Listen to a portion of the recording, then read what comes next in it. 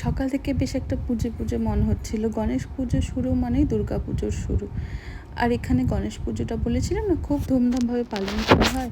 3 দিন গণপতিকে এখানে রাখবো, স্থাপনা করব। আর আমি এখানে মোটামুটি এখানকার নিয়মে গণপাপাকে স্থাপনা করি। তো দেখুন, আমি একটা প্লেটে চাল নিয়ে নিয়েছি, এতে দিয়ে দেবো একটা কয়েন, কিছু ফুল দিয়ে আমি এখানে কলসটাকে স্থাপনা করে দেব। আর আমি 3 দিন গণপাপাকে নিজের বাড়িতেই রাখি। আর এই যে চালটা আছে না, 9 দিন পর যখন বিসর্জন হবে, ওনাকে সকলের বাড়ির সামনে সামনে নিয়ে আসবে। আর আমরা ওনাকে চালটা দিয়ে কিছু টাকা, একটা নারকেল দিয়ে দেবো। আর উনি আমাদের রিটার্ন দিয়ে যাবেন। মানে আমাদের যত দুঃখ, যত বিপদ, সব কিছু উনি নিয়ে যাবেন।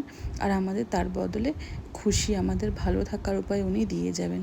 তো যাই হোক, এইভাবে আমি বানিয়ে নিচ্ছি 5 রকম ভাজা, পুষ্পান্ন, পায়েস, লুচি, ভোগ। এটা আমার প্রথম দিনের ভোগ।